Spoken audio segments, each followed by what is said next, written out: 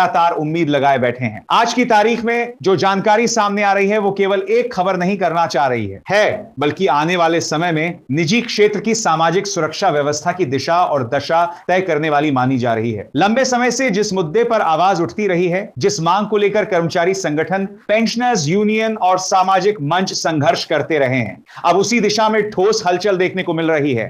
कर्मचारी भविष्य निधि संगठन से जुड़ी पेंशन व्यवस्था को लेकर आने वाले समय में एक निर्णायक वर्ष के रूप में देखा जा रहा है, क्योंकि इसी वर्ष के भीतर न्यूनतम पेंशन, वेतन सीमा और कवरेज से जुड़े कई अहम फैसले लिए जाने की संभावना बनती दिखाई दे रही है। दोस्तों, अगर हम मौजूदा स्थिति की बात करें तो ईपीएफओ के अंतर्गत आने वाली ईपीएस 95 पेंशन योजना के तहत आज भी लाखों पेंशनर्स को मात्र 1000 मासिक पेंशन मिल रही है। यह राशि पिछले लगभग एक दशक से बिना किसी बदलाव के जारी है, जबकि इसी अवधि में महंगाई कई गुना बढ़ चुकी है। दवाइयों के दाम, इलाज का खर्च, राशन, बिजली, पानी, गैस और रोजमर्रा की जरूरतें लगातार महंगी होती चली गई हैं। ऐसे समय में 1000 जैसी न्यूनतम पेंशन केवल एक आंकड़ा बनकर रह गई है, जिससे जीवन यापन करना लगभग असंभव हो चुका है। यही कारण है कि निजी क्षेत्र के पेंशनर्स लंबे समय से यह मांग कर रहे थे कि न्यूनतम पेंशन को यथार्थवादी स्तर तक बढ़ाया जाए,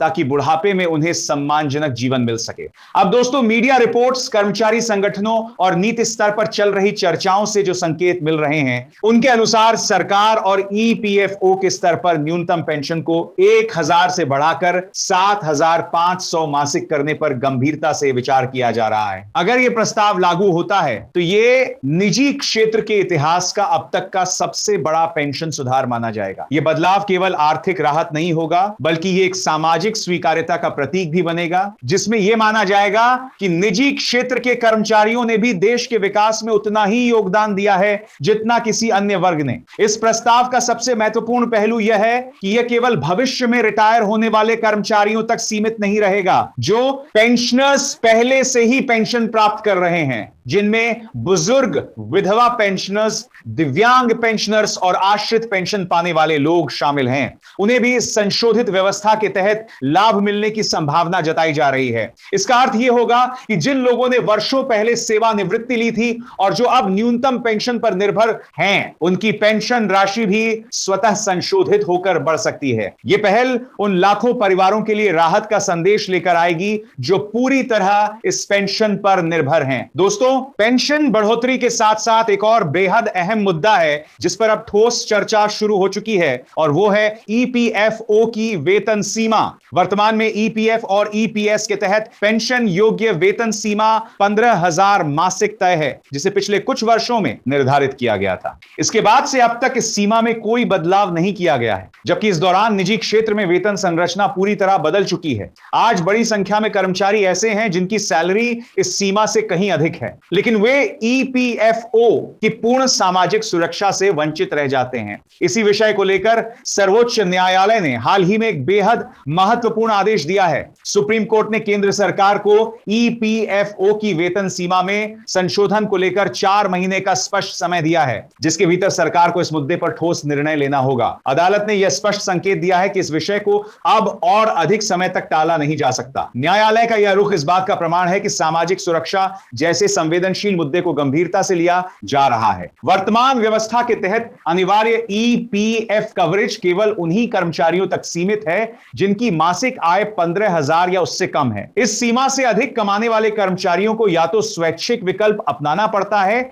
या वे सुरक्षा कवरेज से बाहर रह जाते हैं। इससे एक बड़ा वर्ग ऐसा है जो संगठित क्षेत्र में काम करने के बावजूद पूर्ण सामाजिक सुरक्षा का लाभ नहीं उठा पा रहा है। न्यायालय ने इसी असंतुलन को ध्यान में रखते हुए सरकार को निर्देश दिया है कि वह मौजूदा आर्थिक परिस्थितियों, महंगाई, वेतन संरचना और कर्मचारियों की जरूरतों का मूल्यांकन कर वेतन सीमा में संशोधन पर फैसला करे। दोस्तों, अगर वेतन सीमा को 15,000 से बढ़ाकर 25,000 या 30,000 तक किया जाता है, जैसा कि चर्चाओं में सामने आ रहा है, तो इसका सीधा लाभ लाखों कर्मचारियों को मिलेगा। इससे न केवल पीएफ कवरेज का दायरा बढ़ेगा, बल्कि पेंशन की गणना भी अधिक यथार्थवादी होगी। जिन कर्मचारियों ने लंबे समय तक उच्च वेतन पर योगदान दिया है, उन्हें रिटायरमेंट के बाद बेहतर पेंशन मिल सकेगी। इससे निजी क्षेत्र के कर्मचारियों का भरोसा सामाजिक सुरक्षा प्रणाली पर और मजबूत होगा। इस पूरे घटनाक्रम को अगर व्यापक दृष्टि से देखा जाए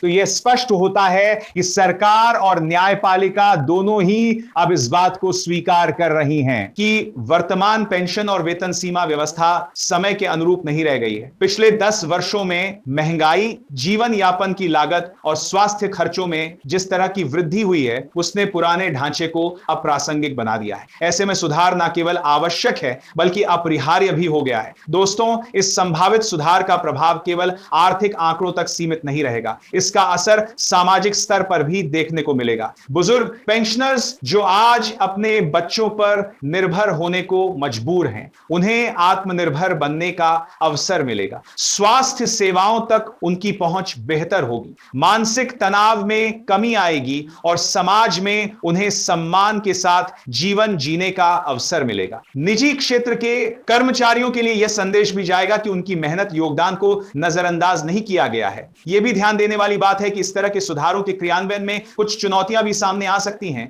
नियोक्ताओं पर अतिरिक्त वित्तीय बोझ बढ़ेगा। ईपीएफओ को अपने प्रशासनिक ढांचे को और मजबूत करना होगा और सरकार को यह सुनिश्चित करना होगा कि सुधार सुचारू रूप से लागू हो। लेकिन इसके बावजूद दीर्घकालिक दृष्टि से यह कदम देश की श्रम शक्ति के लिए लाभकारी साबित होगा। कुल मिलाकर दोस्तों, जो तस्वीर उभर कर सामने आ रही है वह यह संकेत देती है कि आने वाले समय में निजी क्षेत्र के कर्मचारियों और पेंशनर्स के लिए एक नया अध्याय लेकर आ सकता है। न्यूनतम पेंशन में संभावित बढ़ोतरी, वेतन सीमा में संशोधन और सुप्रीम कोर्ट की सख्त समय सीमा, ये सभी संकेत एक व्यापक सामाजिक सुरक्षा सुधार की ओर इशारा कर रहे हैं। यह बदलाव केवल नीति में परिवर्तन नहीं होगा, बल्कि यह लाखों परिवारों के जीवन में स्थिरता, सुरक्षा और सम्मान लेकर आएगा। आने वाला समय यह तय करेगा कि यह प्रस्ताव किस रूप में लागू होते हैं, लेकिन इतना तय है कि निजी क्षेत्र की पेंशन व्यवस्था अब अनदेखी नहीं की जा सकती। दोस्तों, अब अगर हम इस पूरे घटनाक्रम को थोड़ा और व्यापक नजरिए से देखें तो यह साफ दिखाई देता है कि केवल ईपीएफओ पेंशन ही नहीं, बल्कि आने वाले समय में केंद्र सरकार के कर्मचारियों और पेंशन धारकों से जुड़ा एक और बड़ा विषय चर्चा के केंद्र में बना हुआ है, और वह है 8वां वेतन आयोग। लंबे समय से यह मांग उठती रही है कि 7वें वेतन आयोग के लागू होने के बाद जो आर्थिक परिस्थितियां बदली हैं, महंगाई जिस स्तर तक पहुंच चुकी है और जीवन यापन की लागत जिस तरह बढ़ी है, उसे देखते हुए अब नए वेतन आयोग की जरूरत महसूस की जा रही है। यही कारण है कि कर्मचारी संगठनों और पेंशनर्स यूनियनों की ओर से 8वें वेतन आयोग के गठन को लेकर लगातार मांग तेज होती जा रही है। 8वें वेतन आयोग को लेकर जो संकेत सामने आ रहे हैं, उनके अनुसार अगर आने वाले समय में सरकार इस दिशा में कोई औपचारिक कदम उठाती है तो इसका सीधा असर वेतन, पेंशन और उससे जुड़े एरियर पर पड़ेगा। वेतन आयोग जब भी लागू होता है तो केवल वर्तमान कर्मचारियों की सैलरी में बदलाव नहीं होता, बल्कि पेंशन धारकों की पेंशन, महंगाई राहत और कई भत्तों में भी संशोधन किया जाता है। ऐसे में 8वें वेतन आयोग की चर्चा अपने आप में पेंशन धारकों के लिए उम्मीद की एक नई वजह बनती जा रही है। दोस्तों, वेतन आयोग के साथ सबसे अहम विषय होता है एरियर। जब भी नया वेतन आयोग लागू किया जाता है तो उसकी प्रभावी तिथि और वास्तविक भुगतान की तिथि के बीच का अंतर एरियर के रूप में दिया जाता है। यदि 8वें वेतन आयोग का गठन होता है और उसकी सिफारिशें लागू होती हैं तो लाखों कर्मचारियों और पेंशनर्स को बकाया राशि के रूप में एकमुश्त एरियर मिलने की संभावना बन सकती है। यह एरियर कई महीनों या वर्षों का हो सकता है, जो सीधे तौर पर आर्थिक राहत प्रदान करता है। इसके साथ ही महंगाई भत्ता यानी डीए और पेंशनर्स के लिए महंगाई राहत यानी डीआर का मुद्दा भी बेहद महत्वपूर्ण है। वर्तमान में डीए और डीआर की दरें महंगाई सूचकांक के आधार पर तय की जाती हैं और समय समय पर इनमें बढ़ोतरी की जाती है। लेकिन जब नया वेतन आयोग लागू होता है तो डीए और डीआर को मूल वेतन या मूल पेंशन में समाहित कर दिया जाता है और नई दरों की गणना शुरू होती है। इससे पेंशनर्स की कुल पेंशन संरचना में स्थायी वृद्धि देखने को मिलती है, जो लंबे समय तक लाभ देती है।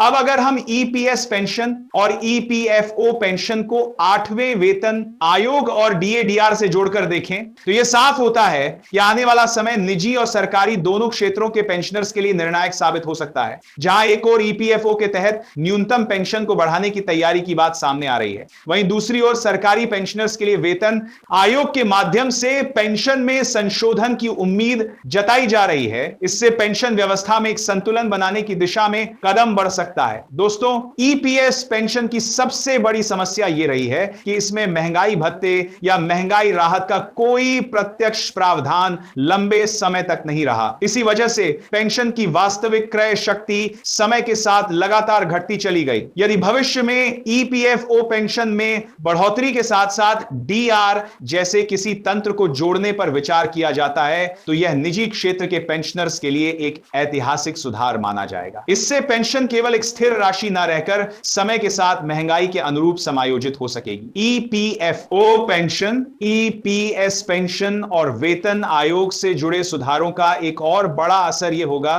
कि सामाजिक सुरक्षा का दायरा और मजबूत होगा। अभी तक निजी क्षेत्र के कर्मचारियों में यह भावना रही है कि रिटायरमेंट के बाद उनकी सुरक्षा सरकारी कर्मचारियों की तुलना में कमजोर है, लेकिन यदि न्यूनतम पेंशन बढ़ती है, वेतन सीमा संशोधित होती है और पेंशन को महंगाई से जोड़ा जाता है तो यह अंतर काफी हद तक कम हो सकता है। दोस्तों, यहां यह समझना भी जरूरी है कि इन सभी सुधारों का उद्देश्य केवल आंकड़ों में बढ़ोतरी नहीं है, बल्कि बुजुर्गों को सम्मानजनक जीवन देना है। जब पेंशन पर्याप्त होती है तो बुजुर्गों को इलाज, दवाइयों और रोजमर्रा की जरूरतों के लिए दूसरों पर निर्भर नहीं रहना पड़ता। इससे उनका आत्मसम्मान बना रहता है और सामाजिक संतुलन भी बेहतर होता है। यही कारण है कि पेंशन सुधारों को केवल आर्थिक मुद्दा नहीं बल्कि सामाजिक जिम्मेदारी के रूप में देखा जा रहा है। अगर हम आने वाले समय की संभावनाओं की बात करें तो यह स्पष्ट होता है कि आने वाले समय में पेंशन और वेतन सुधारों के लिहाज से बेहद महत्वपूर्ण हो सकता है। एक तरफ ईपीएफओ पेंशन बढ़ोतरी, दूसरी तरफ वेतन सीमा में संशोधन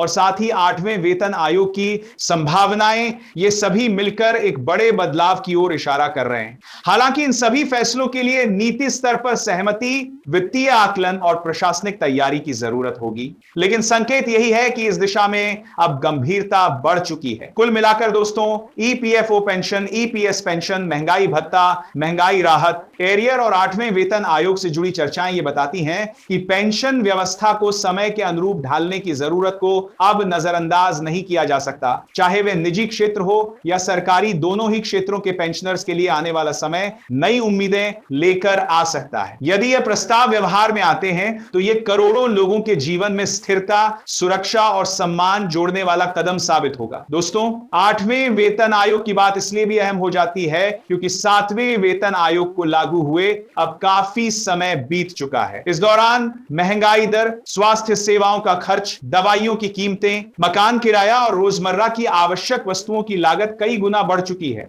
जो वेतन और पेंशन पिछले कुछ वर्षों में पर्याप्त मानी जाती थी, वही आज कई परिवारों के लिए मुश्किल से गुजारा चलाने लायक रह गई है। यही वजह है कि कर्मचारी और पेंशनर्स लगातार यह तर्क दे रहे हैं कि वेतन आयोग केवल 5 या 10 साल का औपचारिक चक्र नहीं होना चाहिए, बल्कि इसे वास्तविक आर्थिक परिस्थितियों से जोड़कर देखा जाना चाहिए। वेतन आयोग के साथ फिटमेंट फैक्टर का मुद्दा भी बेहद महत्वपूर्ण है। पिछली बार 7वें वेतन आयोग में फिटमेंट फैक्टर को लेकर काफी बहस हुई थी और अंततः जो फैक्टर तय हुआ वह कर्मचारियों की अपेक्षाओं से कम माना गया। अब 8वें वेतन में आयोग को लेकर यह मांग पहले से ही उठने लगी है कि फिटमेंट फैक्टर यथार्थवादी होना चाहिए ताकि वेतन और पेंशन में वास्तविक बढ़ोतरी दिखाई दे, ना कि केवल कागजी सुधार। यदि फिटमेंट फैक्टर मजबूत होता है तो इसका सीधा फायदा ना केवल वर्तमान कर्मचारियों को बल्कि पेंशनर्स को भी मिलेगा। दोस्तों, पेंशनर्स के संदर्भ में एक और अहम मुद्दा है न्यूनतम पेंशन की गारंटी। चाहे वह ईपीएस 95 पेंशन हो या सरकारी पेंशन, न्यूनतम पेंशन इतनी होनी चाहिए कि एक बुजुर्ग व्यक्ति सम्मान के साथ अपना जीवन यापन कर सके। आज के समय में जब केवल दवाइयों का मासिक खर्च ही हजारों रुपए में पहुंच जाता है, तब 2 या 3 हजार की पेंशन किसी भी तरह से पर्याप्त नहीं कही जा सकती। यही कारण है कि न्यूनतम पेंशन को महंगाई से जोड़ने की मांग लगातार तेज होती जा रही है। ईपीएफओ और ईपीएस पेंशन के संदर्भ में यह भी देखा जा रहा है कि सुप्रीम कोर्ट और विभिन्न उच्च न्यायालयों में इससे जुड़े कई मामले विचाराधीन रहे हैं। इन मामलों ने भी सरकार और नीति निर्माताओं का ध्यान इस ओर खींचा है कि पेंशन व्यवस्था में संरचनात्मक सुधार की जरूरत है। अदालतों की टिप्पणियों और आदेशों से यह संकेत मिलता है कि भविष्य में पेंशन को केवल एक तय राशि के रूप में नहीं बल्कि सामाजिक सुरक्षा के मजबूत स्तंभ के रूप में देखा जाएगा। दोस्तों, अगर डीए और डीआर की भूमिका पर फिर से नजर डालें तो यह स्पष्ट होता है कि स्तंभ ए एक सामना यही वह तत्व है जो वेतन और पेंशन को जीवंत बनाए रखता है। जब डीए और डीआर समय समय पर बढ़ते हैं तो पेंशनर्स को यह भरोसा रहता है कि उनकी आय पूरी तरह स्थिर नहीं है, बल्कि महंगाई के अनुसार उसमें कुछ ना कुछ समायोजन होता रहेगा। लेकिन ईपीएस पेंशन में लंबे समय तक इस तरह का कोई प्रावधान ना होना एक बड़ी कमी मानी गई है। यदि आने वाले समय में इस दिशा में ठोस कदम उठाए जाते हैं तो यह निजी क्षेत्र के लाखों पेंशनर्स के जीवन में बड़ा बदलाव ला सकता है। यहां यह भी समझना जरूरी है दोस्तों कि पेंशन सुधारों का असर केवल आर्थिक नहीं बल्कि मानसिक और सामाजिक भी होता है। जब किसी बुजुर्ग को यह भरोसा होता है कि उसकी पेंशन पर्याप्त है और समय के साथ बढ़ेगी तो उसका आत्मविश्वास बना रहता है। वह खुद को परिवार पर बोझ नहीं मानता और समाज में भी सम्मान के साथ जीता है। इसके उलट अपर्याप्त पेंशन बुजुर्गों को मानसिक तनाव, असुरक्षा और सामाजिक उपेक्षा की ओर धकेल सकती है। अगर हम सरकारी कर्मचारियों और निजी क्षेत्र के कर्मचारियों के बीच अंतर की बात करें तो पेंशन सुधार इस खाई को पाटने का एक अवसर बन सकते हैं। अब तक यह धारणा बनी रही है कि सरकारी नौकरी रिटायरमेंट के बाद ज्यादा सुरक्षित है, जबकि निजी क्षेत्र में काम करने वाले कर्मचारियों का भविष्य अनिश्चित रहता है। लेकिन यदि ईपीएफओ और ईपीएस पेंशन में सुधार होते हैं, न्यूनतम पेंशन बढ़ती है और महंगाई से जोड़ने का तंत्र बनता है तो यह अंतर काफी हद तक कम हो सकता है। जय हिंद, जय भारत, वंदे मातरम। Okay bulletin.